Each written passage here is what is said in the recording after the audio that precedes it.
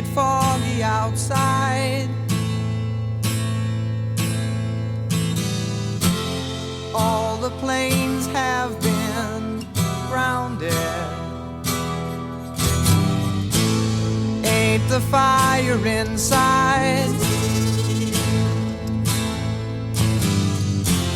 Let's all go stand around it. Funny, I've been there, and you've been here. We ain't had no time to drink that beer. Ladies and gentlemen, welcome to the Sandman podcast. I am your host, Brian W. Tosh, joined as always by our resident hack checker, Oliver Fullington. Yo! Our producer and co-host, El Hilo del Hack, Tyler Fullington. And the man whose stories got stories, the hardcore icon. He's got 99 problems, but bananas ain't one. The Sandman Hack. How the hell's it going today? It's a very good fucking day. I got my pot package from my new marijuana delivery place from California. It's a lovely thing. Okay. But you can just order pot and have it just shipped to your house in a couple days for very cheap. I don't know. It is a lovely thing. Oh, I'm glad that worked out for you, but Right. I don't It's all legal. Don't you have a license, everything's legal. Okay. I mean, I'm glad you guys are enjoying that, and hopefully Enjoying that. Yeah. You'll be enjoying it after the freaking podcast. Don't act like you guys. Yo, don't incriminate me here, brother. So this past week, guys, the Eagles, man, another ugly one, but we got it done again, and I don't know. I mean, it's been a lot of chirping this week. There was that Derek Gunn report about the issues in the locker room where, Hurts they compared it to Carson Wentz, I guess, with some of the locker room stuff. And D. Gunn's obviously been covering the Eagles for forever, like pretty much my entire life. He's informed. He's informed, so there's something there. There's a there. Mm-hmm. If Derek Gunn's putting it out there, he's obviously reputable. And look, they haven't been clicking on offense. We watch the games every week. Who cares? Right, we're winning. I'm the same way, Hack. But I was shocked at his actual stats since 22. The dude's like 55 and 14 or 51 something. and 14. Right. Yeah, and now think about that. 14 of those losses, almost half of them came in a 2-month period in one season. Right. Remember when we had all those losses? Yeah. Take those 2 months away and look what his record is. Right. The dude just wins. Right. MVP, 2 Super Bowls, probably could have been if we would have won fucking both of them. He would have been MVP in both of them. He gets it done. Who cares? Obviously, we don't like what's going on with the offense, but it'll work its way out. I agree with you, games. Now, if we were losing, Philadelphia, oh my God, could you imagine how bad the radio would be in the mornings if, say, we were 5-5? Oh no, it's already horrifying. Just 5-5, not 4-6. Right. 5-5 would be hell to pay around here. Yeah, it would be. Well, Man. I think things would have changed by now if we were 5-5. I think. You think we would have killed that? Patullo. The coach. Yeah, Patullo. Well, I just think they're not forced to make any changes on offense right now. Like Jalen's sitting there saying, why change anything? Because Well, and if we do have something good, why let's not show it now anyway. Right, why show your hand? Save for the playoffs. And I think the dude at least 5 times a game could jaunt for 10 yards anytime he wants also. I think that's probably my biggest criticism of Hurts this year is that he I don't hasn't want him been getting hurt. No need to run now. I know, but he hasn't been running it as much as he was the prior couple seasons. And But he runs on a couple on drives that he has to, though. He does. He's gotten to some big first downs. He does, and I think part of their strategy too is like, hey, let's eliminate those turnovers, right? Like Hurts does not turn the ball over anymore. He doesn't throw picks, and part of that's because of the conservative play calling. But look, it works, and whether or not it's pretty, it's not that pretty. It's not that. But there is an obvious problem going on with the offense and what you're watching every week, and people not being open or being too covered. The defense knows what the fuck we are running. Yeah. Well, and they know the routes that the receivers are running from the formations that we are in. Yeah. And nobody is covered. We are, 31st or 32nd in the NFL in yards after the catch.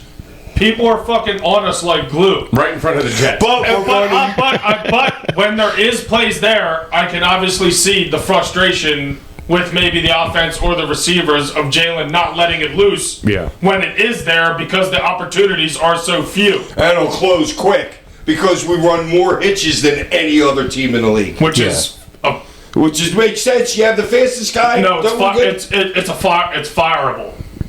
Offense. I think it's a combination of just everything. I think the play New calling, guy. the play calling, the offensive line has been in shambles all season long, and which that Jalen, the play calling, the offensive line, I think Saquon having some more wear on him. Drop passes too in that last game, but both teams are dropping passes. Yeah. You know what I mean? There was like 8 blatant drop passes, and I don't know what the guys were seeing, but they were not seeing the good. And neither quarterback was throwing the ball anywhere near accurate. No, the wind was fucking with the ball, I'm sure. Yeah, it was. And what's his name stats? Like 14 for like 45 or something, or 37. They were horrible. 14 for 37, I think. So it was like 52% or something. I think it was his worst completion stat of his career. Yeah, 30-something% he was, when he's usually 74%. And most of it was on those like chunk screens they started getting a little bit in the second half. They get their yards between the 20 and the 20. You know what I'm saying? But then we would buckle down on them. Gibbs had 100 and some receiving yards. On the couple big screens that he had. And I think, like,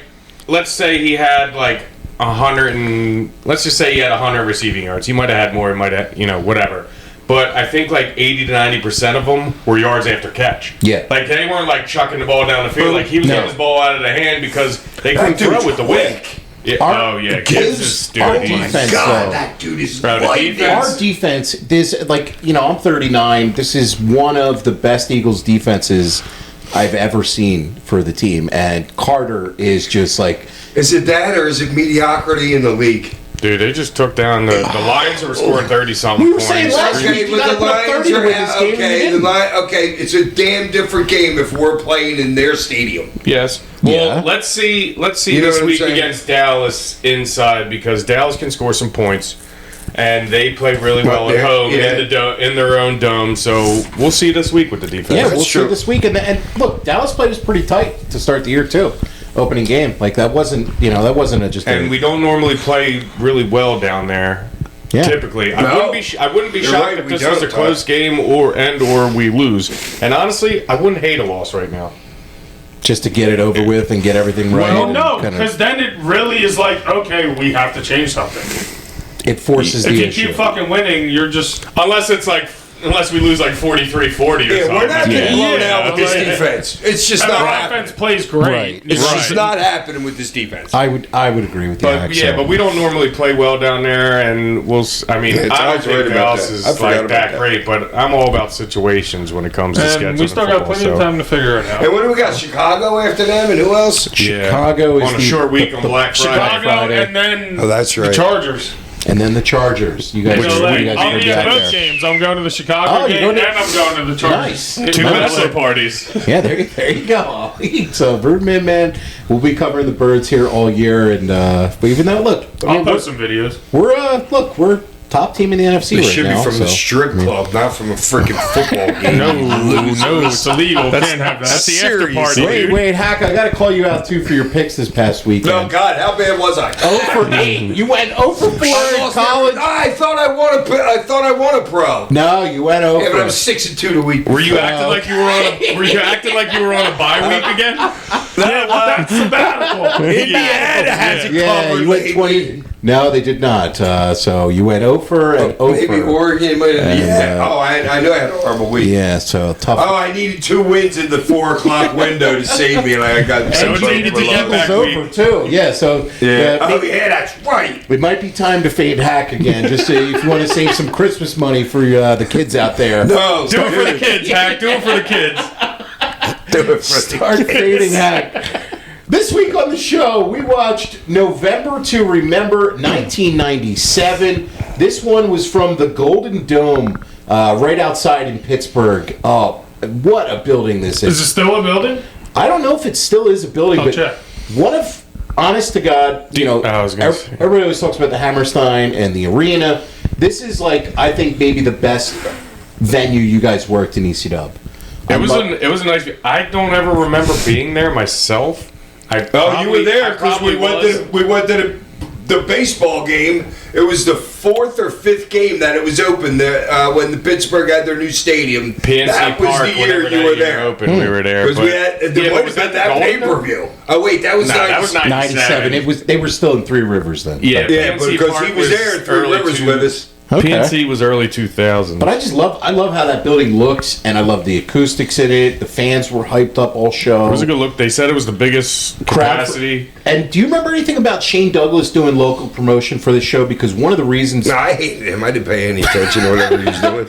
One of the reasons they drew so much is because Shane was boots on the ground out there in Pittsburgh and really promoted the show hard. I can see him stumping like that, like he's trying to be mayor. Well, yeah, but I mean, you he could tell did a with damn the good crowd job. And the main event was all for him, even though he's super heel. But like, I can't wait to talk about that. Shane. I mean, you drew the house here, and you got to give credit to the house for Shane for this one. I mean, I know it didn't have anything to do with the other 35 guys that were in the matches. Well, heck, everybody, it's a team effort. But it's a team effort, not a Shane Douglas effort. It's a team effort. Then you're saying that the Dudleys didn't do their job because they were pre-promoters also. No, but Shane was locally promoting the hell out of the show. I want to give him credit, even though you don't like the dude. I did now. He's great. I know, but they drew the biggest house in ECW history here at this point. I didn't believe that either. Well, I could see it was not bringing in too much. It was a huge building. It looked like it was. They listed like 4,000 or something. No, dude, the building was huge. You'd have a couple ice rinks in there. It looked like it was a big house, and I love the way the show was shot. It was like a real ECW. Didn't look minor league at all on the visuals. Like the outside. Yeah, the look of the building, and sometimes I don't know whoever set the seats up because they weren't bad because everybody was chanting "sit the fuck down" the whole show. People were chanting "sit the fuck down" the whole show.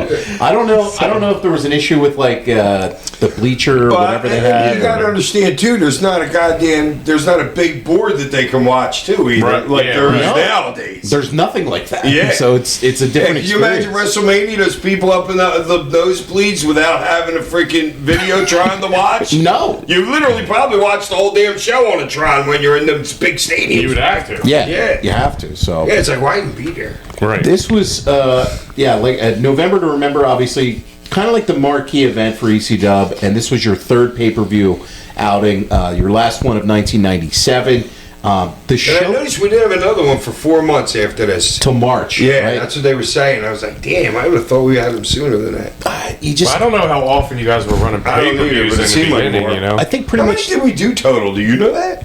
It's only in like the 20s or so. Get on that, will you? I think it's only in like the 20s. How many pay-per-views total did we do? pay-per-views. I think you guys did like 1 1/4 is what you guys were trying to shoot for. But you had 4,634 people there. It was a promotion record at the time. And this show did pretty decent on pay-per-view, 72,000 buys on pay-per-view. At what value? Do you remember? $9.99? I would say like 35. $30. Yeah. 35. $30 in Yeah. 97? Yeah, I would say 30 Right, times 35. 100,000. What's that? 3 million? Yeah, but it was 72, so take a little bit off there. So Yeah. Just So, to yeah. get to the round number. Joey opened the show in the arena and got a big reaction. And he said, tonight we're going to give you a November to remember, but maybe when it comes to Haks match in November, you'd like to forget. Really? So this first match on the show starts off between Tommy Rogers and Chris Candido. And any memories of Tommy Rogers working ECW? Kind of just an interesting Yeah, he's a name. good old boy. He was a good old boy. A good old Southern boy. And he was a hell of a worker. I mean, one of the all-time great tag workers. Absolutely. And this match, super solid, but then it gets Exactly ECW. what you expect from those two, the match. It gets ECW, and then you make it into a tag match, and I'm like, I know. why didn't you just fucking make it a tag match to start? I don't know. Something different. I actually think it went too long, just them, and then you added the tag portion on For only a couple And the minutes. tag was sloppy, too. Everything was sloppy. It was when they super came out. sloppy. Yeah. I mean, the match was fine, but what I usually liked about ECW opening matches was they were, even though like you had guys like Candido and this like that, like they kind of knew their place and were like getting their shit done and getting out. Like, how long was this? It says 13 minutes. And what about the tag portion of it? That was probably like 5? 3. 3? So the whole it felt like way more 20, than it felt that. 20 Yeah. at least, But I mean, the work in it was solid. Like, it wasn't bad when it was Candido and Rogers. Like, it was pretty good. And then I don't know any thoughts on this act? Like the work I got there? the crowd restless. Crowd Flare restless. pops. Well, they were chanting boring for during the start, the beginning of it. One of the things I love is Candido's sell on the superplex, and he does the only way to The one describe over the top rope to suplex? That was good. no, just the superplex off the That top one rope. too, yeah. And when Candido takes the bump, he does the spinning sell with his back up. That pops me He every could time. always sells there, so. That sell is so good. It's so comical. It's like Looney Tunes almost. Oh, Like he was trying to make everything look real fucking good. He was selling his ass off. in Yeah, this he match, was. which he always does. Yeah. Yeah. Yeah, I mean, Nice. it was just kind of there, and then Rogers turned a Candido missile dropkick into a sit-out powerbomb, which was awesome. And then Candido kicked out of that, and Lance Storm ran in and just started beating him Yeah, up. well, I got here. Chris is on the top rope going for what? And then that's when the running happened. Yeah. I don't even know what he was going for. I don't know. And then Jerry Lynn came in, and then they started fighting them, and then they did a bunch of dives, and then the ref announced that the match is now a tag match. Yeah, that was super clusterfuckish. It's just AC Dub. I don't know what else. What finish? But even like the Pulling opening the pants spots down of was when like. I like to pull the pants down. spot. when Chris had his fucking pants He down. would always Oh, get and that's pants. a rib. That Is one, it? was that? He was leaving him down. He was leaving him down. No, yeah, all right. That would have been another match. No, I don't know. So he's kind of like disrobing Candido, and then there's a crossbody electric chair that Rogers and Lynn hit, which was pretty nice. And then there was a blonde bombshell Candido hit Lynn with, and Candido and Storm are selling their dissension still. And then Candido hit a Northern Lights suplex on Rogers for the pin, which kind of felt like out of nowhere a little bit, even though it was long. This wasn't like bad, but it wasn't good, and it was kind of long. The triple threat picked up the win there. I don't know. I'm gonna go like a 1.5 or 2 for this. It's in that range for me. It just wasn't there for really anything. Ollie? Yeah, I'm like hovering between right around where you said, like a star and like 2 stars, but it was so messy once it got to the tag match part. It could have been so much better if you just made it a tag match from the beginning, like you said. Yeah. These you know are all what I'm saying? great Because workers, because too. everybody's great in the match. You know what I'm saying? So it's like, and you could have even got the Candido and Storm dissension over more if you started Doing a straight in the tag. tag match, you know what I'm saying? But I mean, it wasn't horrible, like you said, so I'll give it a 2. A 2. Okay. Hack? Shot! Wrong! False start!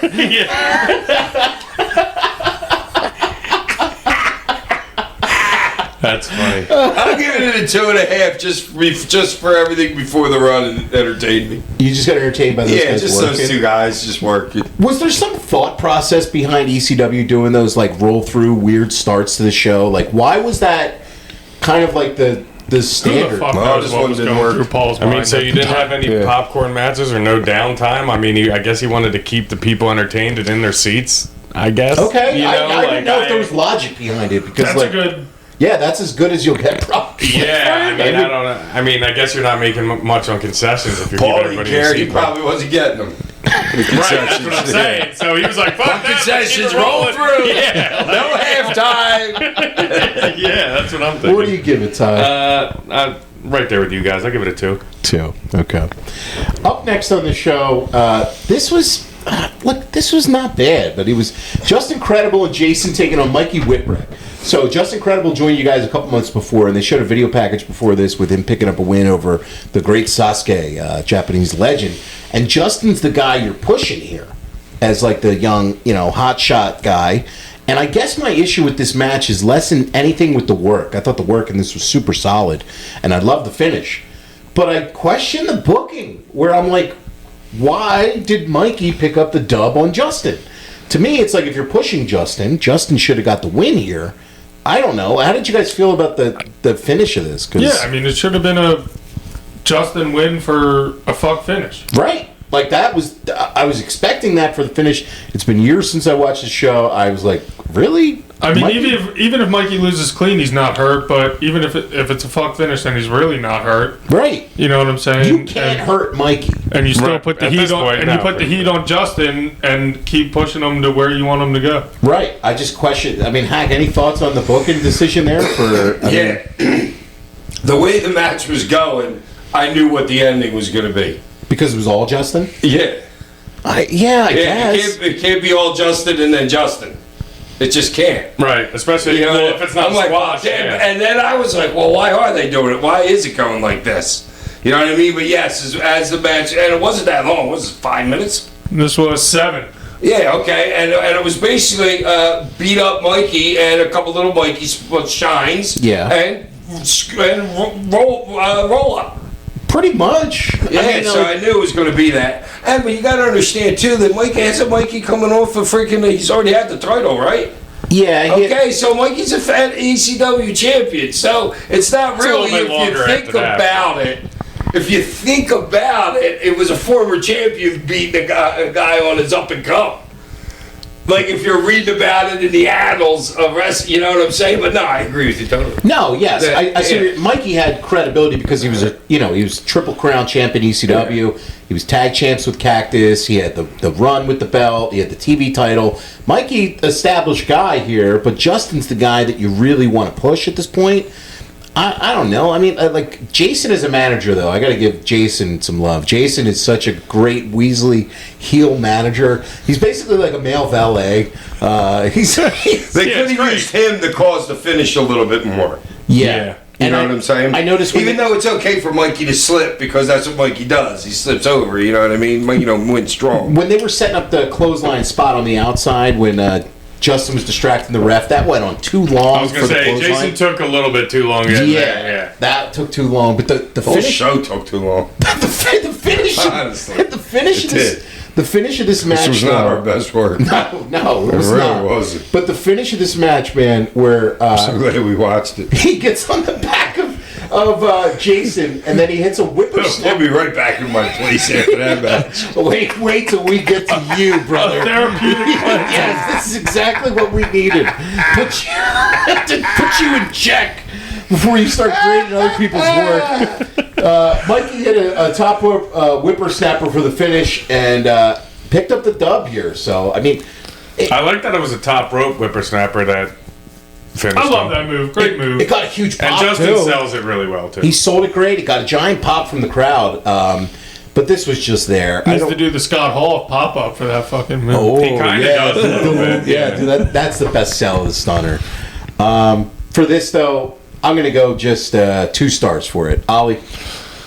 Yeah, I'm at like a 2.5, like 2 3/4, like somewhere around there. I mean, it was good, you know what I'm saying? But the finish, like we said, is kind of weird when you want to push Justin and make him this heel and make him a strong heel at that point. But I mean, the work is good in it. Both guys are great. Yeah. You know what I'm saying? So nothing bad at like about that part.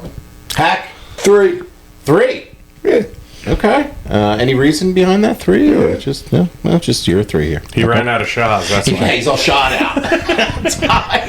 I'm going to go 2. Solid work. Just booking just didn't really make sense, like you said, so. Yeah.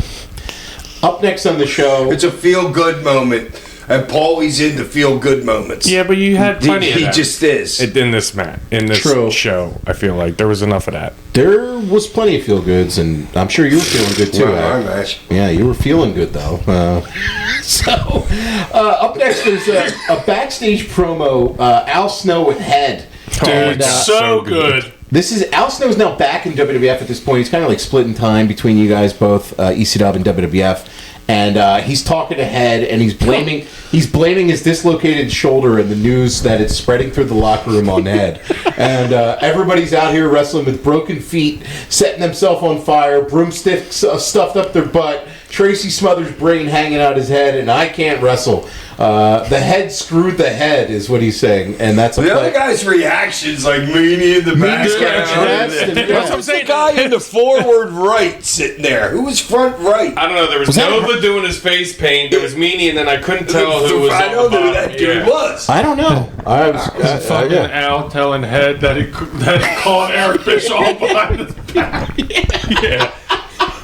It was great. Oh, dude, Dude, Al that shit- shook that and ran, man. Dude, I Yeah. mean, that's Wow. like so like ahead of like your time now, because you see people now, like you see a bunch of people like doing work with like puppets or Yeah. like things like that shit now. Like, dude, that was so like ahead of the time. Like, just great shit. And that's why ECW was so great. I feel like at times where it let these wrestlers Just go. discover Go and, do. and go do. And sometimes it worked and sometimes it didn't. But like for Al's case, he was just a journeyman guy in between bad gimmicks, and when his ECW stint, that made his career. Dude, perfect example of that. He was like a good hand. Al was considered a good fucking hand before then. And it made his career. That's all he was a good I don't know, hand. Tosh, and then if you remember, sorry, Al, if I mean, you, a great hand. I mean, Yeah. the guy, and his psychology is like unbelievable, but in the business, he had a chance already in his career, you know? Right, he was in WWF, Yeah. already. Yeah. He was tagged with Marty Jannetty. They were doing the New Rockers and stuff, and yeah. Oh, him I and don't know if Jannetty, you- like fire and ice. I don't know if you remember at all. What was like how did Head come about? Do you even remember? I'm not Hanging around the fucking thing, probably hanging around in the locker room. Like in the building, because No, I'm just saying, like, I don't know if he happened from to the have Mummers. somebody happened to use it in like a match with New Jack or something, and he just happened to grab it and then like I follow was it. just laying around. You know what I'm alone. saying? we Like, we gotta find that out. That's I'm a good sure one he's now. told the story. Yeah, I'd But love dude, to look into that. But like for him though, from like your guys' case, to kind of go from like a journeyman kind of dude to coming out and you have the whole crowd with styrofoam fucking heads. Like, Oh, Georgia was great. we we were had at- them all delivered to Tommy Rich's, 1,000 of them. when we stayed at Tommy Rich's, I forget what pay-per-view that was in Cobb County, Georgia. Georgia or whatever. I think it was him versus Shane in like the main event or something No, like that. it was me, New Jack, and Dreamer standing on ladders at the end. Oh, did we do that? Was it a hardcore heaven? I think. But either way, Wrestle yeah, Blood they or had whatever. 1,000 heads delivered to Tommy Rich's. Yeah, we were house. staying All the at Tommy- kids unloaded them. The kids loved them. Oh yeah, wait, dude. Me and my sister had well, a the bunch of boxes them had like the way. For years, you had Yeah. those heads in your rooms. Yeah, we decorated like because they all were those young. fucking And Tommy's kids, it Yeah. was so much fun. on his God. ranch. Well, meanwhile, the Dudleys are, I think, I don't know, somebody stole a car or something. There was a racetrack near us. I'll figure out that story if you guys remind me to find out. I think it was the Dudleys on the racetrack that night. So, the night before when we were the staying at Tommy pay-per-view. Rich's house. Yeah. Okay. Up next on the show, this was the ECW World TV Championship match between Taz taking on. Best sign ever in the crowd. Please tell me one of you guys saw it.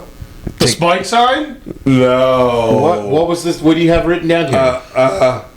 There we go. World's toughest midget. Oh, was the guy in the front row. I don't know how you guys missed it. Did you plant that sign? That Oh, was I it. could've Yeah, that was easily. you planting it. Oh my God, how black did he look? He was. Oh my God, how did he spend like 9 hours a day underneath the dating booth? He was. He was black, He dude. was like heavily tanned. Sicilian black. He was heavily tanned. He was for J- sure. couldn't believe JT how Smith black he Italian. was. Yes, he was heavily. Wow.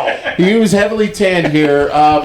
So Paulie joined the commentary with Joey at this point, which was why do you think Paulie joined? Is because it was To the put WWF? Taz over I more. love. Yeah. But is it Yeah. because I was thinking that yes to put Taz over to Ollie, but also this is going to get sent to WWF because of the Baracus stuff that happened in this and the Lance Wright stuff, where it's like maybe Vince could catch an eye on this, so I'm going to do commentary over it. Is what I was thinking. I don't know. You're laughing. Do you think that's a possibility? Absolutely. Yeah, Yeah, that's. I was gonna say it's not far fetched. I'm trying to put myself in Paul's head. Good. I mean, Paul could have been an announcer easily. Well, he was. I mean, I mean, in WWE, that he could was have been his great. whole career easily, like JR, like something Oh, like he that. was. I mean, he worked. Booker, like Yeah, announcer. he totally could have been. Like, Easily, yeah. And he was great at it because. There's excitement in his voice. And look, the presentation of Taz as this, we're talking 1997 here, and where the presentation of Taz, we start to see it in 95, 96 with this character of like,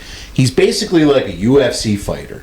He's coming out there. His matches aren't really matches. They're mostly just like a segment. Well, yeah, and he had a 30-dude entourage with sweatsuits on. They all hated him. And he's Every single one of them.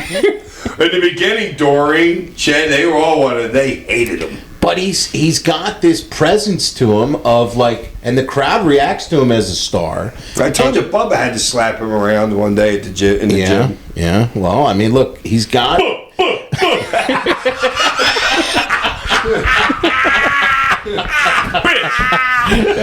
a meme of that, dude, please. But look, I mean, I make him look like that comedian that's on freaking TV all the time. oh yes, that's really good. Yeah. Great, that one. yes, the comedian that's on TV all the time. You know, it's with the short one. Yes, everyone knows. Kevin Hart. Yes.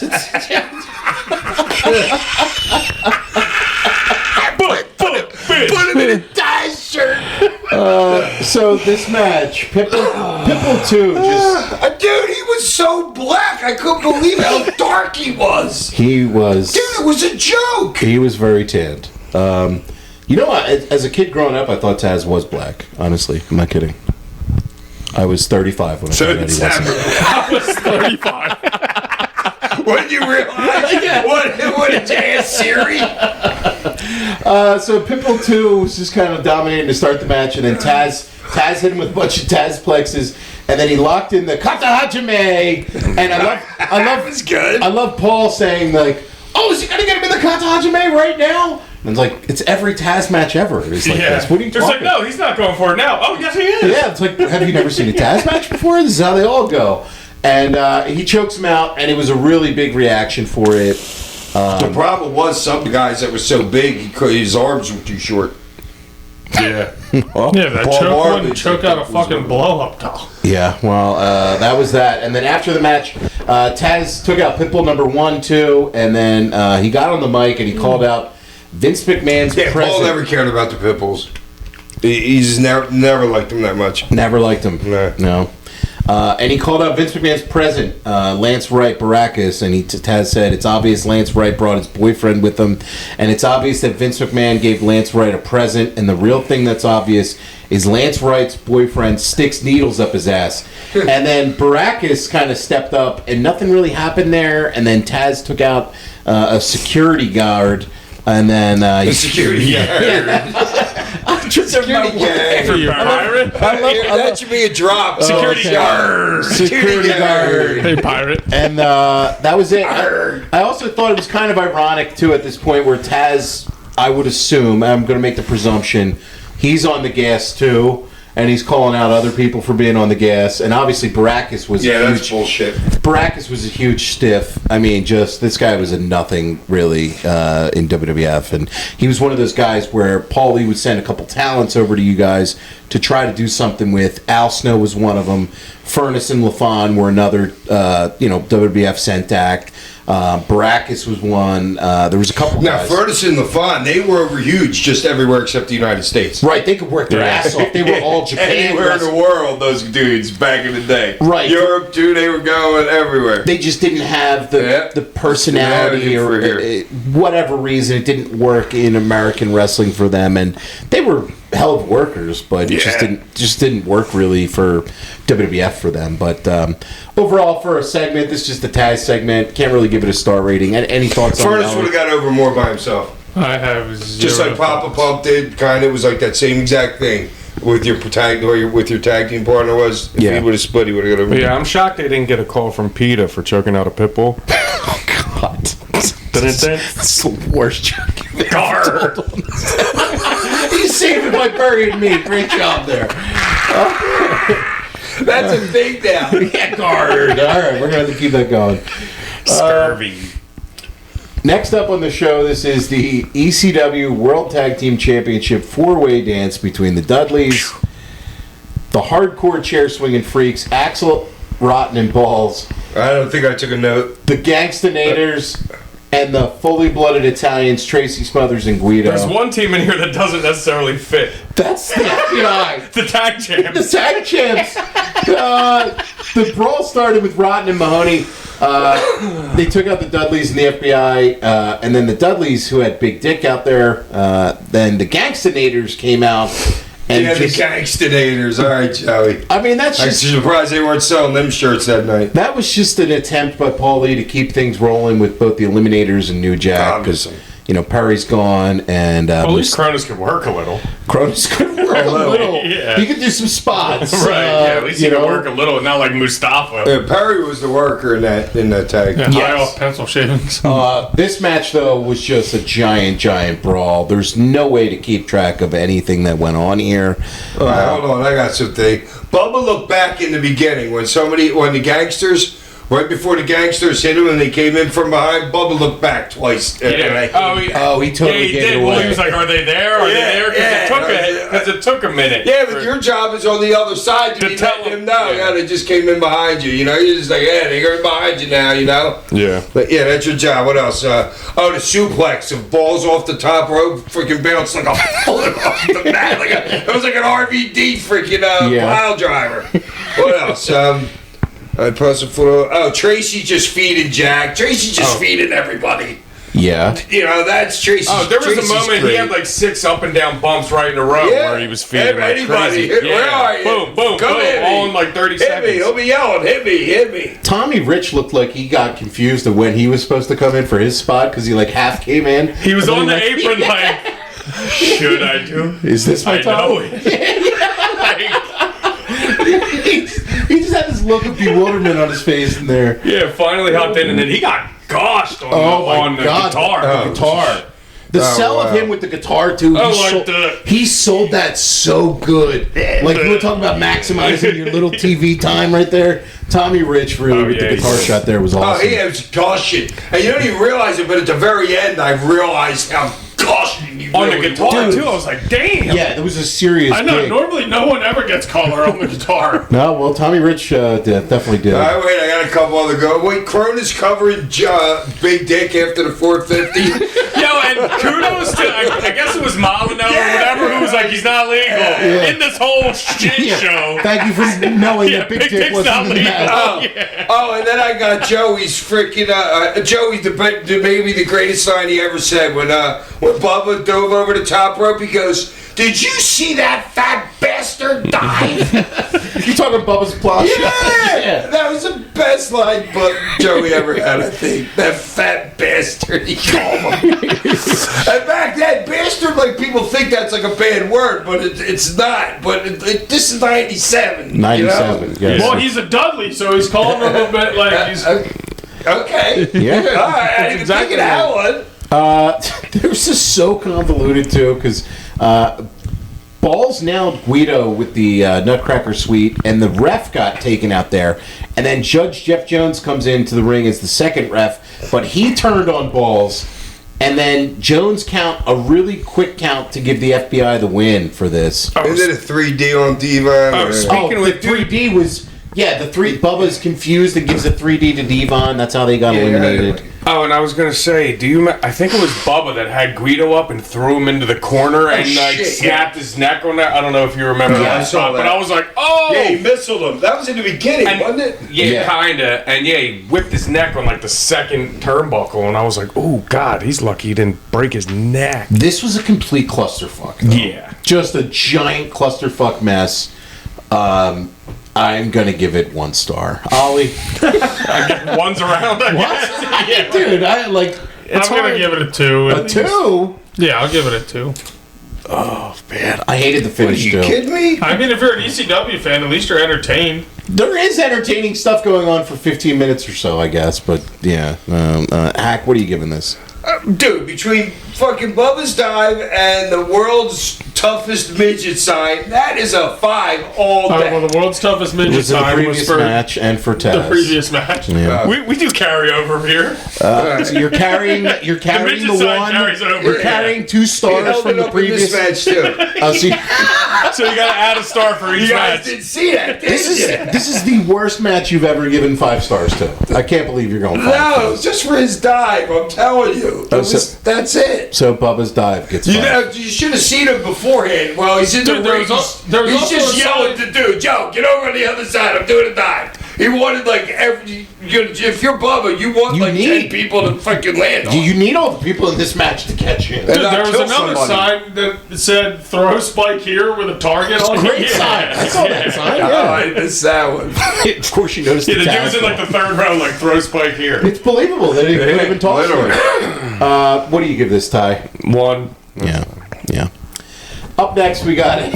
It's hard to rate that. Like, It's not. Yeah, it's what it is. But people in the building liked it. I don't know if New Jack's matches have ever gotten a star rating out of It's us. the first one I think It's he's just given a an hair actual too rating long. to. You know what I mean? That's They need it, to yeah. cut like 2.5 minutes It was out of that. 15, right? How long did that go? Yeah, 14 and a half. Yeah. They could have cut 5 out then. Yeah. Yeah, you can get all that in 5. It's only the whole thing was really like 10 big spots. Right. You Kind of could've- like my match. No, well, yours is, well, okay.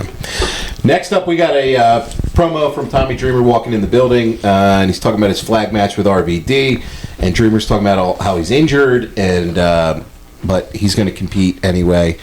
Dreamer called RVD a better athlete, but he said that ECW is his company, and that nobody's going to stop him, and that RVD is going to feel the revolution is all about. And then you got a vignette going through the feud between these guys. This was really brilliant stuff because they immediately transitioned WrestlePalooza 97 when Dreamer beat Raven's last night in the company, and then you immediately do the angle where it's Dreamer's on his highest high of all time, and then you immediately cut his legs out from underneath him. You do the big You angle. go from one angle right to another angle in the same night. In the same night, you roll it into the Lawler, Great shit. Sabu, RVD angle that you guys had and everything. So it's really good business, and it's playing into the dirt sheet stuff where RVD was doing some shots with WWF, and he's rumored about maybe he's jumping ship to either WWF or WCW, and that's where the Mr. Monday Night moniker came from. And Fonzie is such a great heel in this match. He's rocking the WWF Raw hat, which is just nuclear heat, and he's trying to get WWF chants started, which is just fucking hilarious. And so is Rob too. Like I think a lot of people think of Rob as like the ultimate baby face because he was such a great face, but his heel work, especially this heel work that he did, he was such a great cocky like douchey heel. It's probably the real person he wants to be. That's probably his real alter ego, that dude. Seriously. The confident, cocky, fucking, Yeah. I'm the best motherfucker. Absolutely. And Hey, I don't blame him for feeling like I was that. gonna say, it I'm works saying, perfectly, yeah. how can you not when he's going man. out there and performing things that you're not seeing elsewhere in the business at this time? And I think this is like the start. I was gonna say like probably the start of like his prime like coming up. Like, yeah. And then it's crazy because if you know like him personally or anything about him, he's so not that guy. Right. You know what I mean? Which is probably why it's so easy for him to tap into it. Like once he's like wrestling, because it's like I can just fucking say whatever and do whatever. Yeah. Yeah, he's always been white meat baby face. Right. You know what I mean? So it's cool to be a heel. Right, and he was a great cocky heel, man. He really was, and Dreamer's the ultimate baby. Dreamer's. Did Dreamer ever work heel? Yes, probably in the very beginning. I was gonna say at the very beginning, yeah, probably. But, probably like a Guido or some tag. And Okay, I can't they were remember. the Sicilian family from probably back in the day. Tommy's one of those guys in wrestling where it's like, Ricky Steamboat or him. It's like I don't think they ever worked heel at all, and it's like because Tommy's the ultimate babyface, and Well, he was like the flag bearer, no pun intended, Yeah. the flag bearer for the company with everybody in and out, leaving in that, Tommy was the one constant in it all. even after leaving ECW, like Tommy's been a babyface. Like I don't think he's ever worked heel. I can't remember anything. Maybe like Well, you're right. maybe like At when the very beginning, he had to have. he He had to have then, and I guess maybe during the invasion when he was in WWF. No, but like he's not going around to indies now like being a heel. Never. Like he's just Tommy. He's Tommy. I mean, I don't know. Dude, he's still doing matches. Deal with Yeah, that he man is. bun. He does matches, and like he just don't mail the shit in either. No, he's working. I was watching one of his matches. I mean, I got stuck watching it. I really wasn't trying to. You're such a dick. I was waiting for the guy to pay me. I would have been out of the building. So this match is Just always got a rib in case Tommy hears it. you always, Just you in always case have Tommy's to. listening. I know. Just I in know. case. He always has to. That bitch. That fat bastard. So this match kind of, I don't know, man. It had some good spots. It did have some good spots, but Tommy definitely was legit injured in this going into this, right? Looked like it. It Probably, and the doctor probably told him, yeah, you can't fuck it up anymore. So he's probably like, all right, well, I'm gonna wrestle. I mean, it's just RVD working away at him a little bit in this match, and like the heat's there for this. The heat is definitely there for the confrontation between the two of them. There was a split-legged attempt into a DDT. Fonzie pulled out the ref, and I love how he had like a cookie sheet kind of hidden. Dude. Dude, the whole so like, great, finish man. segment with the that whole segment is like golden. The close on this match, the finish alone, That's the only thing I wrote about. The home. All the ball spots and everything. Yeah, it's flawless. No, dude, the best is Finnegan. If you watch it, watch Finnegan's mouth. He goes, "This is EC." Yeah. Like he's pumped. Like he's been waiting his whole life to do Oh, it. him and Molyneux were hit that Him and pose Molyneux- clean. him and Yeah. Like, dude, it was cool. I loved it. Man, gave you chill. Dude, I love those guys, man. Dude, that was fucking awesome. So, Judge Jeff Jones, he stopped Dreamer from winning. And then Beulah comes in and he kicks him right in the dick. And then they give him a DDT, a double DDT. They do the pose, which got a giant reaction. All of it. Then Beulah low-blowed We all had great finishes. Fonzie. And then Dreamer goes to take out RVD. And then Beulah's the ref now at this point. Yeah, she's trying to give her 3 count. And you know what's so great about Fonzie is that he's such chicken shit that he did a low blow too. Like he's not even like a real man. Like he also did a low blow too. You know, like he didn't hit him in the back of the head or like he didn't do nothing. Like he's just such a chicken shit that he low blowed another guy. Like That's such a great right point. after like Beulah did it. Like so good. Dude, there was like 7 balls. There was. But it was You get a ball poetry. shot. Yeah. It was poetry, It though. was. So then he goes and Dreamer tries to drape the ECW flag on RVD because this was a flag match, right? It was I was wondering what the deal was with that. ECW versus WWF. And were you Because it got all fumbled, and I'm like, why did they even fumble? And with were this you flag? shocked that no one bought the Beulah false finishes? Yeah, yeah, Scores counting? yeah. And then out come Doug Furness and Phil I bought LaFon him. and Stevie. No, I thought that they were going to let that go. They could have. I mean, it's ECW. Dude, I didn't think it for 1 second that wasn't the finish. And we blew by one of the greatest pop-up bumps of RVD the pile with the pile driver where he hops Dude. 5 feet in the It's air. amazing. Dude, I don't know how he does that. I don't know how he fucking does it That either. was the great. Yeah. Oh my God, he's unbelievable with that bump. Between that and the way he sells DDTs, he Yeah, sells everything. DDT. Where he like goes that. like stiff as a board, like on his head. And, Dude, yeah. his DDT and pile driver sell are just like both among the best that you'll ever see for those moves. It was great because he popped up and went down, and then everyone was like, "Oh, shit!" Yeah, Like he got the fucking crowd with that too. Oh yeah, Didn't there. Rob say the only way he was able to do that is because of Tommy's fat ass or something like that? Oh, I've never heard Yeah, that. that helps him get his height. That- Well, dude, you know it's a bump ring. I mean, look how much freaking balls got off or whatever when they did that thing off the suplex. Yeah. Well, that's a lot bigger than the pile driver. Yeah. So But you got to do it in the middle. Stevie Richards also comes back here, Great kick. and he's making his Oh my return. God, that kick was so beautiful. He left ECW when Raven did, and he even worked, I want to say Raven's first match in WCW against him, and then he quickly got released. He had a neck injury, and Yeah, that's right. things went bad between him and Raven personally and stuff in WCW, and he was quickly back in ECW here, and he's joining in on the forces with Doug Furness, Phil LaFon, and they're just beating him up, beating up Tommy. Tommy's covering Beulah. RVD lands a 5-star on him through a trash can, and then Furness, LaFon, and Richards count 1, 2, 3. But this is not really a finish of the match. It's just laying waste to ECW. It's just laying waste more to ECW. symbolic than. Yeah. I mean, for a match, though, I thought that this was probably the best thing on the show, and I don't know if that's the. No, that probably was. My shit wasn't anywhere as good. I'm gonna go. I want to go 3. Just their finish was I'll just go 3 for it. Ollie. Yeah, I'm gonna give it a 3, and I mean, Mark in it was okay, and especially I guess with Tommy being limited, you know what I'm saying. But I mean, these guys are both great, but the finish was the best part of it. But there was no finish, though. Like, it was a good finish, but there was no finish. But the ref sequence made the whole match. Well, It was again, awesome. it was a finish. It was a no finish. No, the finish was Dreamer gets laid out. That was the finish. I know, but it's not a. It doesn't have to be Yeah. for an ECW it's not crowd. a pin, You know what I'm it's a saying? pin, It doesn't yeah. have to be. Okay. Like Ty said, it's symbolic. What do you I've give just it? ever since from the ball spots on is like an 11. It really is.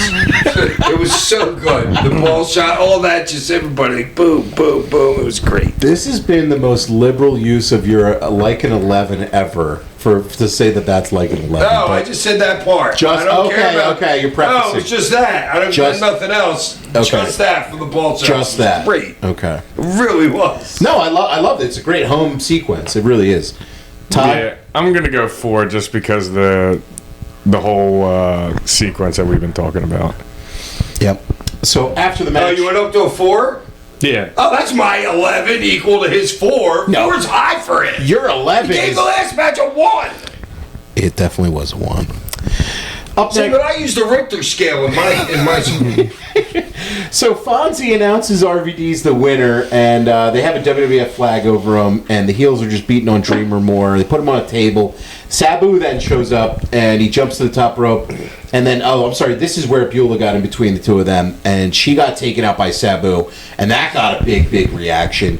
And Dreamer then... he clotheslined her, didn't yeah. he? And then Dreamer covers And Beulah. she knows. She's like, you gotta hit me. Right, and she knows. Tommy's covering Beulah there, and they're all just beating up on Tommy. And your music hits. And How about, where am I? And the Running. Tommy and Beulah both would have died 10 times over by the the time you made it slowest to the ring. running ever. Yeah, you're out for the save, and you They decide always to let said your I was the worst partner ever. Oh my god! And I want to say this before we get into this match. What the hell bad it was. Kurt Angle, if you're listening, we're about to crucify Sandman again. Okay. I also need to say something. Okay. Wow, everybody. I didn't even watch the women's blood and guts match, but I know it was fucking 10 times better than that. I know for a fact. What was that match? You said last week the women's blood and guts match was that was horrifying. horrible. Mine was just as bad. I agree. No, it was 100 times worse. For me, Sabu was bad. This was. I want to say that this match is among the worst wrestling matches I have ever seen. That When I was watching it, I was thinking bomb the same thing. explosions or something. you needed I don't know something. if a bomb would have saved this. I wish, Yeah, it would have killed both of us. I did it quick. I wish a bomb blew up my apartment when I was watching this. Yeah, I I don't mean, know how many times we had worked at that point. I mean, we've done so didn't much look like better that. work. oh my god! First off, Oh, and then they used every fucked up table in the fucking in the truck.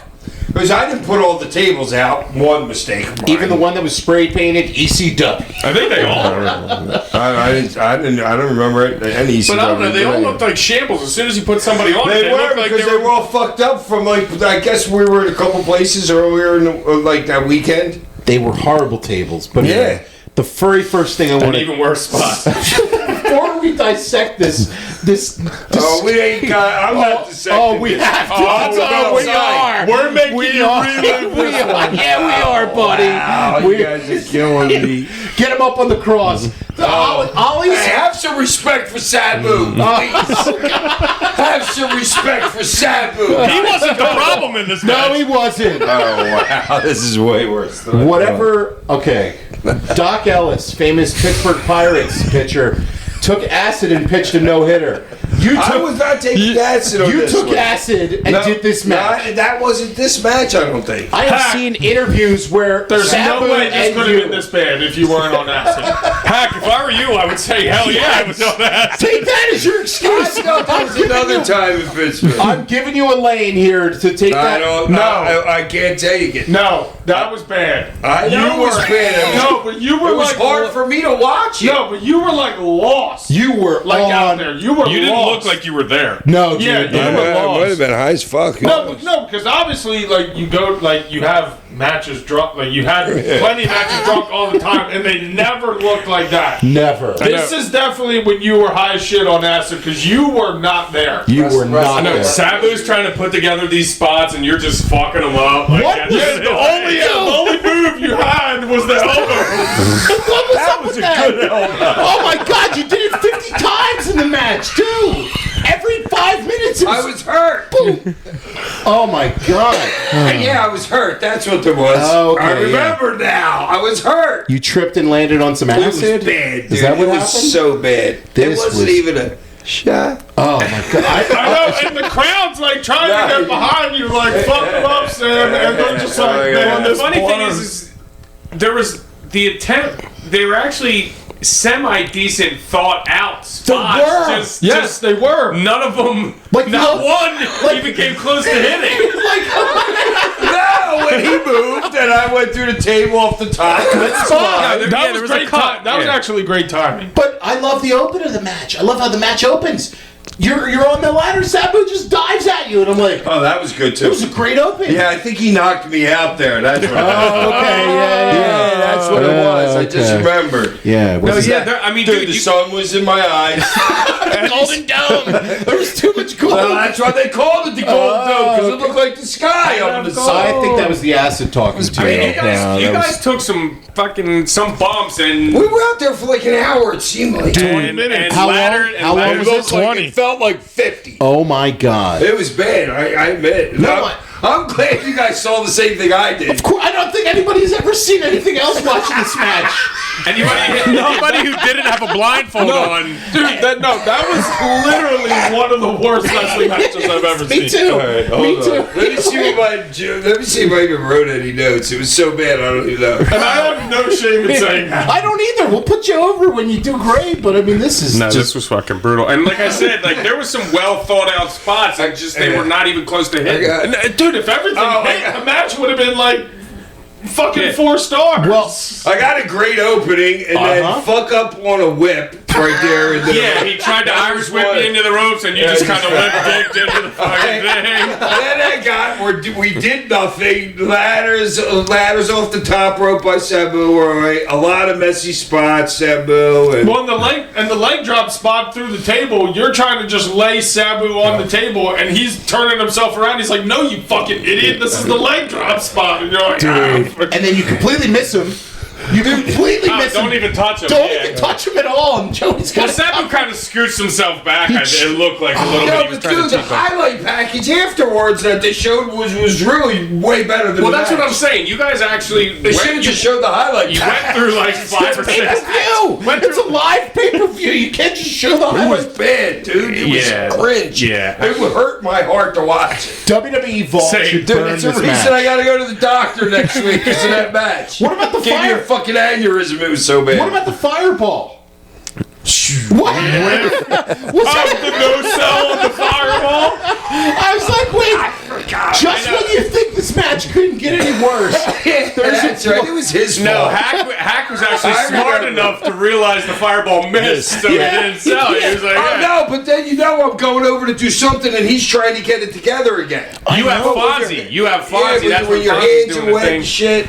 Oh my God, it is just. That's not the first time he missed me with a fireball. But this was all just. If you guys have It was never, the worst thing ever showed. if you guys have never seen this match, you absolutely need to see this match. You don't need to watch. No, you ever. do, because this is it's one of the all-time worst wrestling matches ever, and that's an accomplishment, you know? It is. Actually, that is. It is. That's a line I would say to somebody. No, but it is, because you have to have some talent to stink out the building as bad as this, and to attempt all the... Like, I love when you It was bad. you just jump over the rope with a ladder at one point. I know Haks like, I don't have my cane. The ladders were light. The ladders were horrible, They were too. shitty. Yeah, they were shitty. But this is like... It was look, bad. I gotta give Fonzie credit because there kept being tables popped up, propped on the apron, and the thing like you would put them through, and there just kept being tables popped up more and more. I guess Fonzie was just kept setting them up. Well, I don't think it was just. I saw a security dude set one up the white any shirt, time, in the so white I shirt, think yeah. that there was security guys. Okay, setting I was them just up. assuming that was Fonzie because Yeah, Fonzie that would was do that bad. shit. Fonzie was spot on. Oh no, all for sure, the shit. but there was tables on all sides at all times, so I think there was security guys. No, like, you helping can out. actually train people with that on what show- not to do in a match. Exactly. Yeah. This is what you don't do in a match. Yeah, don't take acid before Yeah, match. don't take 8 tabs of acid before you go out and wrestle ever. That's not a good idea. Dude, it was good while it was out there. But I gotta say though, Hack, as bad as this match was, you guys go out there in 1998 and you have the absolute classic Stairway to Hell match that we're gonna have to do on the show someday. That is a legit 5-star. So you have this stinker, and then Paulie, just because he trusts you guys, and He because, probably had you guys watch the tape like an NFL game. Yeah. He was like, all right, guys, we gotta fix this. Paul would never do that. No, I know He's like, that. I know. I'm That's just- gone, dude. I ain't never bringing that up to you again. but you guys go out and you have a Stairway to Hell ladder match in '98. Yeah, maybe we learned. You learned not, but, Sober. but if you I look at, definitely wasn't sober. if you look at the two matches, this match Was and that the one I would go through the ladder on Yeah. the tables outside? Yeah. Oh, yeah, I killed it. you were a beast in that match, and so it's like for those two matches, because I'm going to give my star rating for this. Yes! The finish of this match, I will actually say, Sabu hits the Arabian facebuster with the ladder, I was shocked that was the finish. and he hits I was it. begging it to end for so long. He hits it on you. And you went limp. After 20 some minutes of this, right? How long did it go, Ali? Yeah, 2055. This is just the most bizarre thing you'll ever see, guys. I'm telling you out there right now. It's just nonsense. It's bad. It really is. So bad. This match is among the worst wrestling matches I have ever seen. I am going -5 for this. Oh my God, is that your first negative? No, we've done some negatives That's as before. bad as my picks were this week. This is -5. It's a -5. What was worse, Hacks picks or this match? Yeah, well, why did you start out with your pick instead of going to Oliver first? I always, No, he always I always sucks. go He always first. he does? Yeah. Yeah, don't try and muffle We're doing a show here. I've heard you guys do the show before a couple times. Ollie, what do you give it? Nothing. It's just a 0. It's a 0? It's just terrible. Okay. Just atrocious wrestling. It's Hack, definitely. remember your boys are in this. It doesn't matter. It's a negative. It's a -what? Yeah, it is a 56. A -56. It's so bad. And we love Sabu here. We do love Sabu. Sabu, rest But in peace. hey, he knows when if it's he the shits. if he was here, That was the we would shits. tell him to. Oh, I'm sure He's you'd like, that agree. was the shits. He would say, that was the shits. He knows when it's the shits. No fault of his own. No fault of Sabu's on this one, or Fonzie. Ty? I'll take it all. Yeah, 0. 0. Wow! Zeros across. Dude, so that's an average of -53.5 for the 4 ratings. It is definitely... That was a rough one, man. How the mighty have fallen. His ego's crushed. He's crestfallen. Ego death. I think I'll pick the next show that we review next week. Thank you. Ego death is just what you need, huh? Yeah, So bad. Oh my God. you didn't even need a trip to have this ego death here, buddy. Well, It was tripping, bad. but Oh, he was tripping, yes, but... Fallen and couldn't get What's up. wrong with you guys? That was the greatest thing ever. Up next on the show... I should have known soldiers. You wouldn't have believed it. I couldn't have sold it. I couldn't have sold it that well. Yeah, there was nothing you could have done. I was looking forward to this all week because I was like, I can't wait to see him trying to weasel his way out of this one. I got him! Caught in 4K! Thinking exactly like you would. Yeah, he is. Fucking his alarm goes off in the morning. He's like, I got him. Brushing his teeth like, yes. Can't wait to see the look on his Been waiting, Yeah. been waiting 95 episodes to get him like this. -5, bitch. Bastard. Up next on the show, this was the ECW World Heavyweight Championship I can't wait to match. hear Heart Attack Rick's shit on Haks. Oh, God, Heart Attack Rick. I don't think anybody will shit on me. No, I don't. The losers. This is a You match. should shit on me, please, dude. And I believe in you guys much more than you shit on me for that one. The franchise Shane Douglas with Franny taking on Bam Bam Bigelow. Franny was walking out. Oh, that outfit. I don't care. Why don't they do more pornos with girls with, like, crutches? Or do they do them? Whoa. Dude, why don't they do a porno where there's, like, a guy laying there that was in a bad car accident, right? And his legs are broken and his arms are broken, but he's got, like, this 17-inch long cock that's hard. And the porno girl just comes in and she does them, and then the heart monitor starts going off. The doctor runs in, and that's another girl. I mean, just thinking about it for a minute. And you totally redeem yourself, Hak. I think it's a question for a friend of the show, Kendra Lux. Yeah, I was gonna say hit up Kendra. She'll have. Yeah, we'll ask her. Dude, I think I could do that. You think you could be a booker, or you can be the guy in the crutches? Put my 17-year-old in that. He's got a big one. Fuck! Hey, it's got to start somewhere. Jesus Christ! You can't legally do porn. Listen, kid, you gotta put a full body cast on. Yo, CJ. Yo. If I told him that you had to put a full body cast over, you're getting fucked by Kendra, he'd be like, yes, please, Hak. Do it every day of my life. He's not 18 yet. And then saw me out of it. So write us in if you know anything about this. Yeah, we'll have to we'll be reaching out to Kendra, talking to her If about you have that one. anybody willing to be cast up. So, Hard to get back on track. back to the. I don't know where That's got us that off track. Jesus Christ. No, but I swear to God, that's what I was thinking. She looked good. Franny's looking good then. Yeah. A little bit too much makeup. She's looking Yeah, good. okay, but the crutches. Only if I was into crutch board. That Yeah, black you're- dress.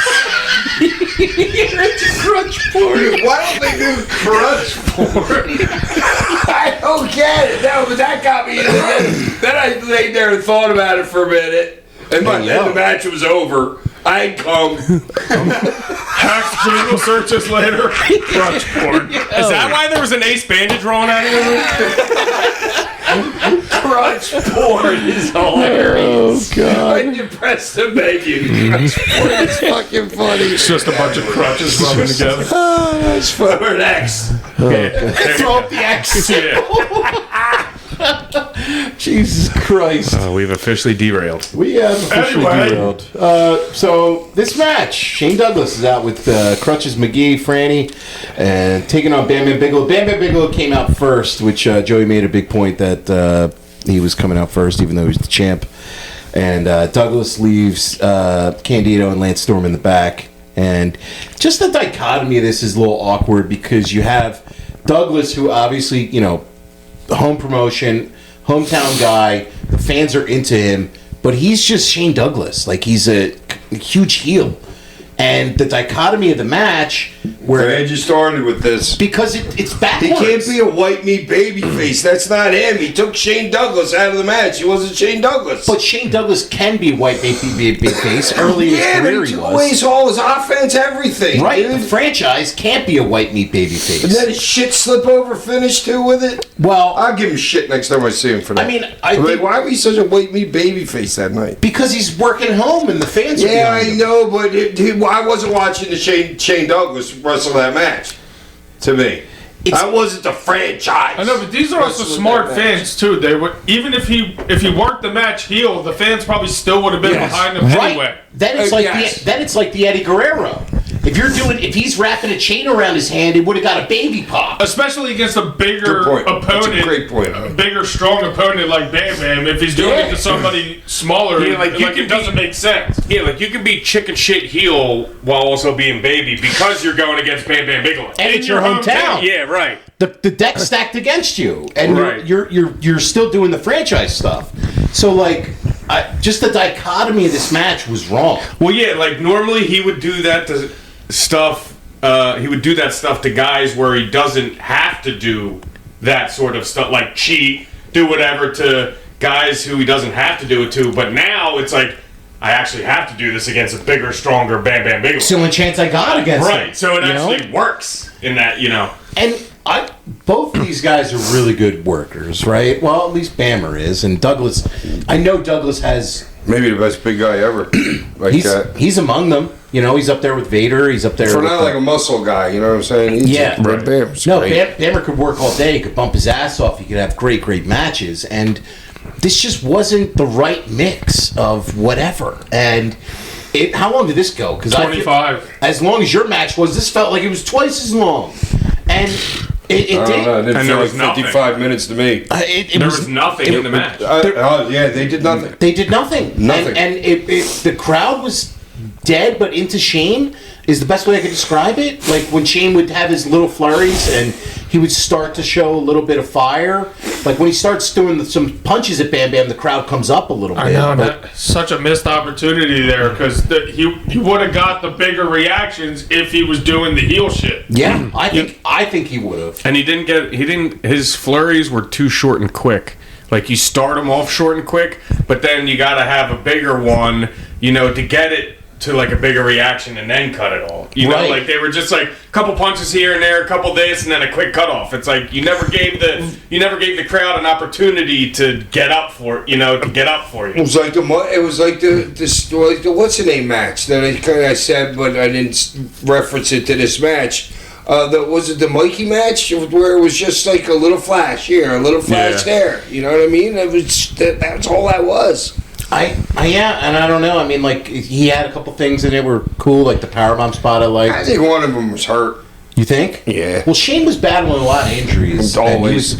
He was Because he was so jacked out of his mind. He was banged up, and Bam Bam certainly had a lot of injuries at certain points too. So, I mean, they go out here, they work 25. Yeah, Bam was back.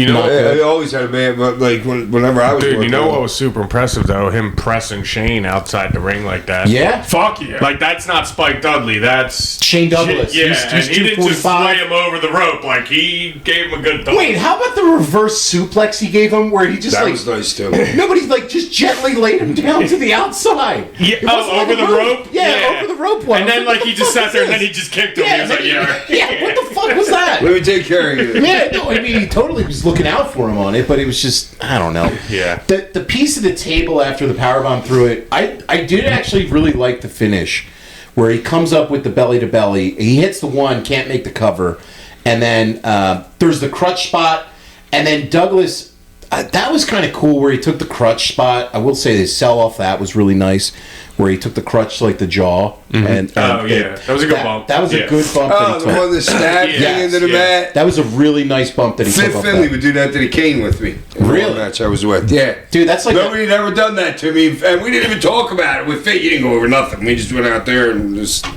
I listened to him. Yeah, so I was just going to ask you, he I was listened calling to him. if you were... why wouldn't you I defer ain't to going him? out there and telling Fit fucking anything. That dude would have twisted me into a pretzel in like 8 seconds. So then Douglas put him through the table, he has like a table propped up with a chair. It's like it's like a quarter or a third of a table propped up on a chair. And that's all he got. That's all he needs. That's all he needs. He puts some. Well, it's a better aesthetic because if you put Bigelow into like a big table, it's like whatever. But if you put him into the smaller piece, it looks like to have a chance of them not exploding the table, fucking just laying on it. Well, this exploded the piece of the table. That was good. The crowd went huge pop. I mean, he literally got I don't even think he got off the ground. That was his belly. It was more of a pirouette. It's like so weird how there was no air underneath Bigelow, but the way he twisted it or whatever, the place exploded. I liked it. I loved the finish. The finish was great, and the crowd went nuts. I loved and hated the finish at the same time because I wanted it to be over. Well, it was a great spot, but it's like after all that, you hit him with one belly to belly, and like. Made Bam Bam look weak. Yeah, Well, that's the only. didn't part Bam of it. Bam take the? He took a power bomb. He took another belly to belly. I'm just saying, like throughout the whole entirety of it, it kind of was like a little anti. It just, I don't know. It didn't take you that much to. Put down Bam Bam is like kind of what I'm saying. He didn't. Like I like the spot in general. He didn't but put him down enough. Right. Right. How I felt. For a match, though, this was just too long, and I mean, I don't think it was bad or anything, but I'm gonna go 2.5 stars for it. It was just kind of there and kind of forgettable. Ollie, I'll give it a 2.5 for the finish. for The finish was good. Yeah. Hack 3. 3, Yeah, I'm gonna go 2. 2. Yeah, it was solid. I mean, well, maybe not solid, but No, that's solid. I mean, that's a solid one. But this was November to Remember 1997, and November to never remember. yeah, Jeez, give the whole. I mean, I wasn't impressed really with the card at This all show as sucked. a whole. This show, especially with, I mean, obviously my match was just freaking drizzling shits. I would say if you guys have never seen this before, you absolutely have to watch Sandman. But watch it after you like us. Don't let it be your first watch. But this is not a classic show. Oh, Like- dude, even the comments on Cage Match are ripping read back. some of them. Read some of them. Let's hear them. Comments on what? It's a fucking dude said favorite match was the crazy messy 4-way tag, but also an undeniably brutal ladder match. Who is that? Let's shout him out. And then other dude said at least the garbage wrestling mostly consisted of the absolutely horrible Sandman vs. Sabu match. Yes. I love these people to know what they're watching at least. Yeah, that's okay. That was like all I've seen so Okay. far. Well, There should have been 8,000 of them. What rating does it have on Cage Match? Does it have a rating? Yeah, it's like 5. 5? Yeah, it's a 5. Really? That's high. No. But for the Sandman Sabu match. Oh. Yeah, I was gonna say if the show has a 5. That's generous I mean, too. it's probably not a lot of votes. Yeah. I think it says error. Error. All right, so it's a 3.6 on 27 votes. Oh wow! There needs more. Not such a big freaking pull. Sample They're size, on a yeah. Haks rating scale. Yeah, 3.6.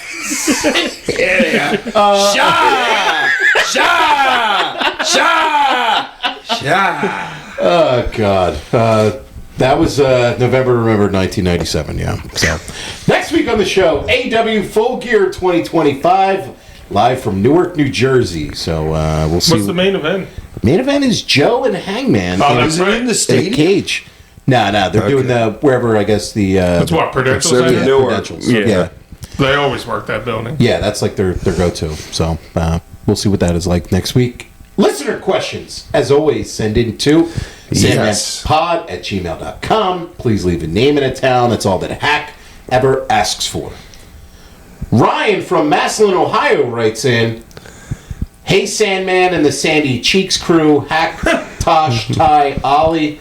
Hell yeah. War Games. Book a 5-on-5 War Games match. 5 from ECW versus 5 from WWF from any era. For me, I'm going Hack, RVD, Tommy, Cactus, Mike Awesome, taking on Ken Shamrock, Jeff Hardy, Rey Mysterio, Randy Orton, and Chainsaw Charlie.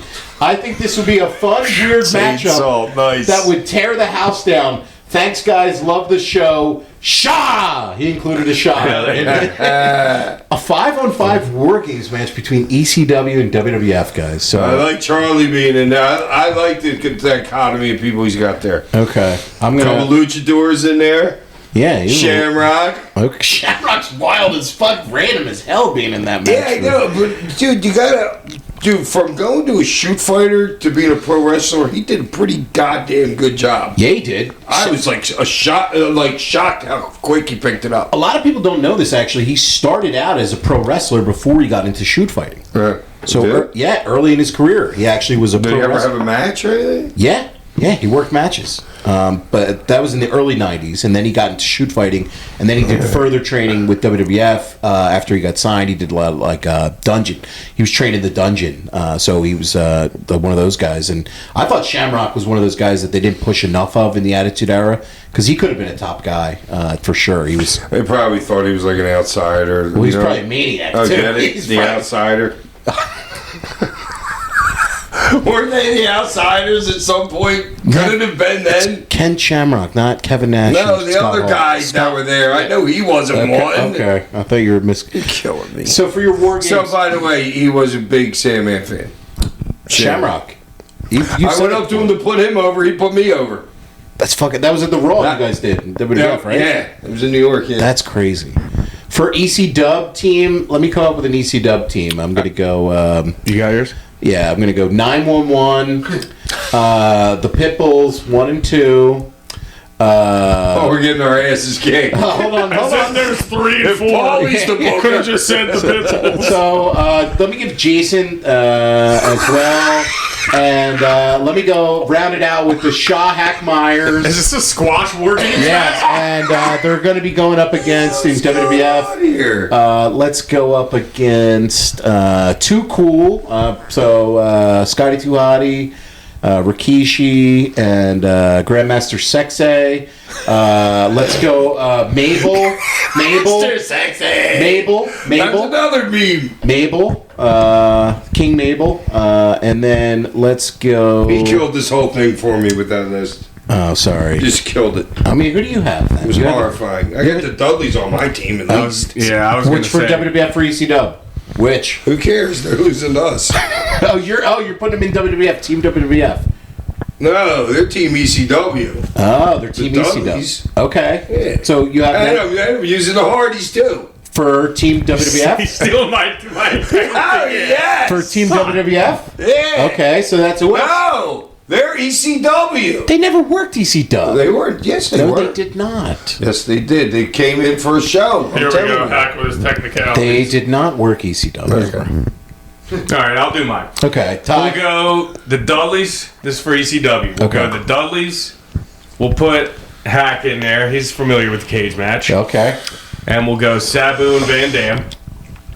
Then we'll put the Hardys for WWE. We will have Mankind, Oh. Stone Cold, and Eddie Guerrero. Wow. That's a hell of a match right there. Hack's obviously losing this one for Team ECW. Oh, he's taking the job. Yeah. He's tapping. Okay. You got a team, Gunk? I got a team. I'm doing just the Mount Rushmores of each brand. So I'm doing. All right, well, that's a different show. No, I'm having the best of the best fight each other here. I'm doing Hack, Raven, Sabu, Van Dam, and Dreamer take on Austin, Rock, Taker, Austin Rock Taker. Triple H, and Shawn Michaels. All right. I mean, you can't go wrong there. Ollie? Let's see. So I'm going to have Hack, Dreamer, Oh, that's the first Dreamer, right? Gunk had it. Mikey Whipwreck, Nice. Oh, I like that. Scorp, Nice. and New Jack. Oh, yeah, New Jack in War Games, yes. And then, let's see Scorp against the dead guy. and they're taking on the Spirit Squad. Oh! Squash match for ECW. Oh, they're Yeah, pogo sticks yeah. in the ring. That would be great. That's Nice. fucking That was awesome. a good question. Great question, Ryan. Dopper from Scudthorpe in the UK writes in. All right. Hi, lads. Hey, watch Bobland. I love the return of the Shaw ratings last week. Yes. Question for Hack. You were wearing... Shaw? No.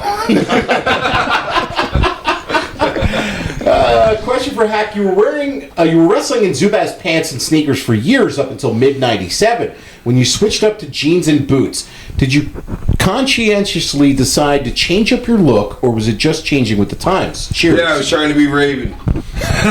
You were trying to be Raven? Oh. No, but like hanging out with those guys, freaking, and my just trying to change my persona a little bit. Okay.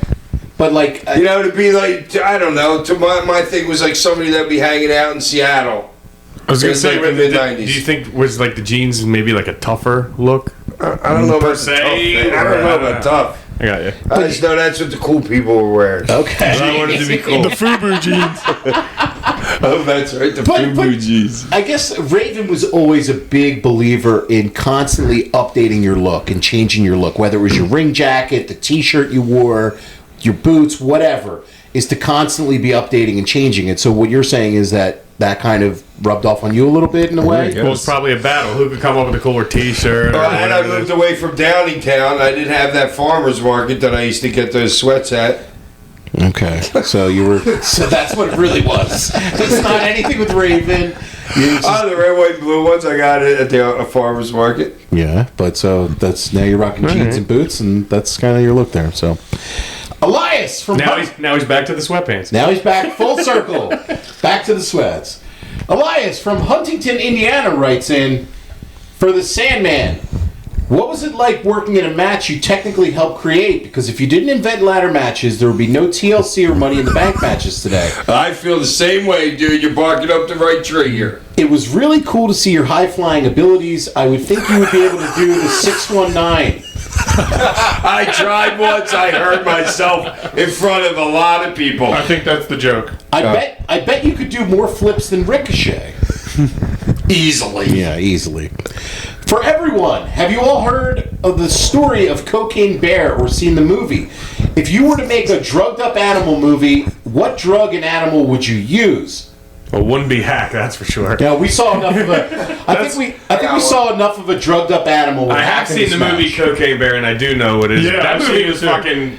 It was wild. It was actually pretty wild. I got a couple here. How about methamphetamine moose? I got Blue Chew Gorilla. Blue Chew Gorilla. Okay. Is that a drug? That's in the. That's those things that get you fucking hard. I know that. That's a gas station boner pill. No, that's in the crutch porn we were talking about. Yeah. No, look, The Blue Chew Gorilla. Oh Haks on wow! the casting couch. Damn! Look at that. That's With the crutch. fucking great. Oh my god. Alright, Hack. What about heroin hippo? Yeah, I don't have anything for this. Yeah. I'm giving a bear ecstasy, dude, because I want that thing relaxed fucking around me. Okay, ecstasy bear. For Tyler and Oliver, what was it like knowing your dad invented ladder matches? That's good, too. Well, according to him, he also invented electricity and a lot of other things when I was growing up as well. Tesla had nothing on me. Okay. But, no, I mean, it's cool, I guess, but, I mean. The thought never crossed my mind. Yes. For everybody, We were mainstream back then, you know what I mean? It wasn't... Did you guys see John Cena beat Dom Mysterio for the IC title, and they have a rematch at Survivor Series? Do you guys think Dom wins it back, or do you think Cena retires with the IC belt and vacates it, or has his last match He before should the IC retire title? with it and get rid of a belt. Oh, he's the last IC guy? Get rid of it. Interesting. They got too many belts. I mean, He's not going to go. I think Gunther's taking it off him. I agree. Gunky's been saying this for a long time. I agree with Gunk on that. I think Gunther is the one who wins the tournament and beats him. But if Dom beats Cena for the belt at Survivor Series... So those two have a tie? Gunther and... Why Gunther, though? Well, they're having a tournament, aren't they? They've never wrestled, and I think Cena's main thing. I mean, Cena seems like he's all for the business and all for the company. So what he should really do on his way out is put over somebody that they're trying to put over as a... Well, then pick somebody not as over and hit as him. Yeah, I guess that's a good one. You know? Like, I think Braun Breaker would be a good one. Braun Breaker retire Cena. I think that's like... Everybody's like, he's not main event. He's not main event. He's not a world champion. Well, that's a fucking world championship accomplishment right there. He retire Yeah, Cena. just to pull his ass. Well, if you had him in a tournament and those two... And that was the way the cookie crumbled. They didn't even put Braun in the tournament, which is weird to me.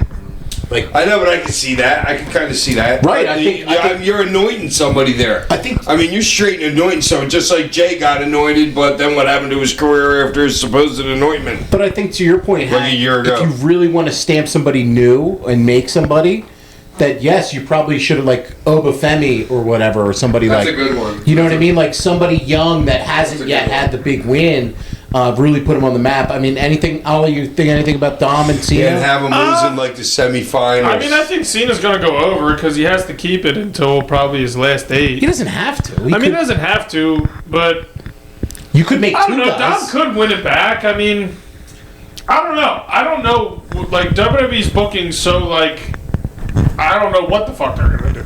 Yeah. They might not either.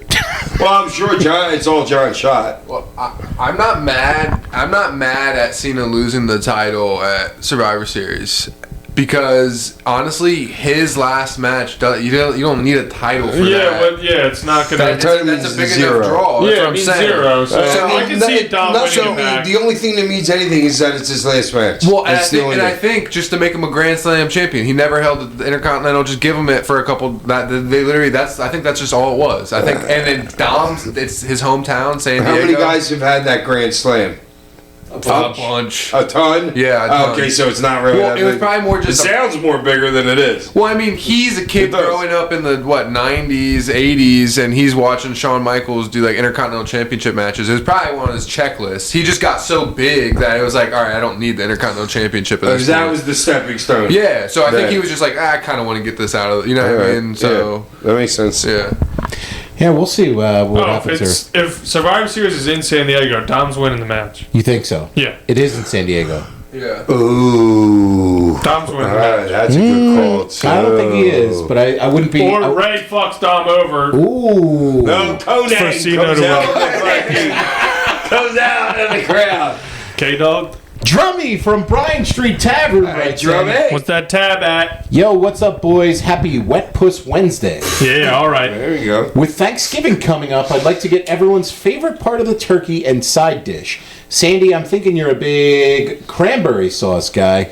Pretty good podcast so far. Keep it up. By the way, the tab is at Sha. So that's pretty high. That means There's a it's lot high. of cocktails. That means it's high as fuck. Hope to see you at the tavern soon. So, favorite part of the turkey, Hack? What's your favorite part of the turkey? The liver. Well, you're a turkey liver guy. I love liver. Oh, dude. Liver's man. great. And I'm done with like, I know I can't, it's very hard to eat pizza anymore. It's hard to eat like red sauce. It's just hard to eat like turkey anymore. It's hard. But Thanksgiving, you're eating pizza? I mean, Thanksgiving, I'm on a plane with Francine going to, or that morning we got a 10:30 for You're going Charlotte, one of those things. You're going to WrestleCade. Yeah. Yeah, okay. That's cool. But any side dishes you love on Thanksgiving? Anything, Pumpkin pie. Pumpkin pie, okay. Pumpkin pie. I'm done with all the other shit. You're just done with all the other shit. Yeah. Okay. Ollie, anything for you, man? I guess I'll go, like the thigh? Thigh guy, okay. Yeah. Little dark meat. Yeah. Okay. And I'm side, begging you get a dark meat girlfriend. so side is probably mac and cheese. Mac and cheese. Yeah, that's my favorite. Okay. That was a good line. Thigh. I like a wing Oh, wait a minute. All right. And stuffing. Stuffing, too. I'm a stuffing guy. I love stuffing. Yeah. Stovetop's the greatest thing ever. Stovetop? No, you got to get fresh meat, Dude, man. that's a lot of work. Stovetop is like heat some mortar up, zip, bam, boom. Oh, no, you got to do better than that, Hank. Come on. Gunk, anything for you, brother? Mac and yams in the same bite. Wow. Mac Bub. and yams All right, in the Bub. same bite. Okay, all right. All right. So, Drummy, hope you have a nice Thanksgiving, brother. Kevin from Dayton, Ohio writes in. Kevin. Been waiting for this episode as this is Sandman Sabu match is an all-time bad wrestling match. When you're out there working and it's not going the way you want it to be, what does it feel Just like? keep going. Just keep going? Oh, I don't know. I thought it was great. Who knows what was going through my head during that disaster? He said, I've always felt like bad wrestling matches are a lot like seeing a comic bomb, and it's just going to happen sometimes. Hack, you're lucky no one had tomatoes in the Golden Dome. Love the Shaw ratings. Keep up the great work, Dude, fellas. tomatoes might have made that match a little better. That's actually a great point. Like what he just said at the end, though, kind of like going to see a comic and he just bombs, and it's just like, dude, it just fucking happens. It just First of all, your problem is going to see a comic. Fucking losers. Seriously. yeah, Legion Skanks. Yeah, but like, and even when we were like on the podcast with Tony, like, Yeah. even she said it. She's like, It just happened. she's like, I'm paid for the attempt. Paid for the attempt. That's You know right. what She I'm did saying? say that. Sometimes it just doesn't work out. You certainly took a lot of attempts in this match. I will give you credit. Oh, God. The Gunk has a listener question. Oh, the Gunk has a question this week. The Gunk has a listener question. Have you ever gotten heat from anybody after a match? Like somebody be like, "Yo, that was bad, and that was your fucking fault," and like been like seriously mad? Never. Well, other than the Bruise Brothers when you hit them in the back of the head. The only place I couldn't hit the dude was like this 2-inch spot on the back of his head. Hit it first shot. First shot, dude. What a drunk. They whooped your ass. Yeah, they did. What was worse, watching this match or the Bruise Brothers beating? No, watching this match was way worse. Way worse. Dude, this was kick in the gut after kick in the gut after hammer to the head. It was bad. Next week on the show, AEW Full Gear. But before we go, Hack, the King of the Week, or the Toast of the Week. I'm the shit. You're caning yourself? Yes. This is a self-inflicted cane. Absolutely. That's a historic first. All right. Peace.